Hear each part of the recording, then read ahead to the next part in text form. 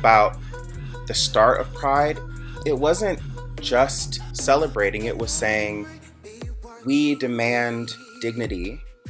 We demand to be treated with dignity. We're not asking for it. We're not asking for acceptance. We're not hoping for acceptance. We demand dignity and we demand respect for our lives and that our lives matter. I put my fears aside. Representation is important, but I think we need to really do our best to make sure people are safe, people have what they need to survive. You know, Black and brown LGBTQIA plus people have really high amounts of poverty. They're targeted more by police.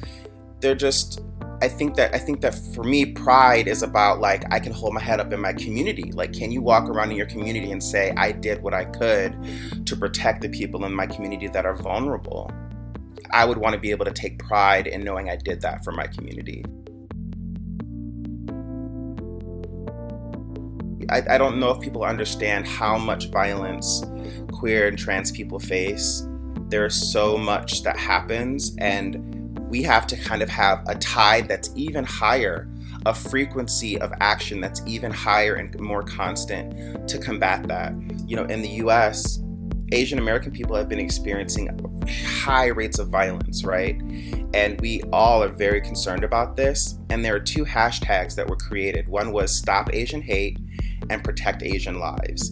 And for me, that difference is so critical, because stopping hate kind of almost has a passive, to me, almost superficial thing where, like, well, I know in my heart I feel a certain way, but when it comes to, like, I have to protect this person's life, I think that is the mindset we need to have. So when you think about what I need to do, it's not just stopping hate, it is I need to protect your life. There's a lot of work to be done, and all the organizers, the really effective, brilliant organizers that I've gotten the chance to work with and know, they will tell you, like, we have to try everything, and it can be at small or large scales. It doesn't have to be 1,000-person march, you know? It can be anything, but we have to be doing it constantly, because the other end of violence is constant as well. And wherever you are, that's where you can act. Do things in your city, do things in your county. Do you know if your county board has an anti-discrimination policy? Do they follow it? Are people being discriminated against? Like, just sitting in on a meeting can really open your eyes to where your hometown is at.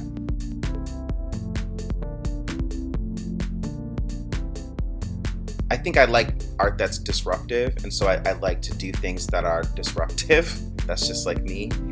And then my goals, I think, as an artist are to kind of like interrupt the current pop format and like play with the form of pop music and its presentation to let kind of people see it from different sides and like just play with that. And to really challenge, you know, masculinity within like contemporary music and pop and contemporary performance. And I think my live performance does that a lot. Black and brown queer artists, I think, don't always feel safe in those spaces. So I think for me, one thing was like, I want to make sure the space understands that they need to make steps to encourage people to like, you are safe coming up here. We respect your experience. We respect your expertise as an artist. You know, that's kind of an important thing to me. And I always want to help, you know, Black and brown queer people, especially women, like get a check.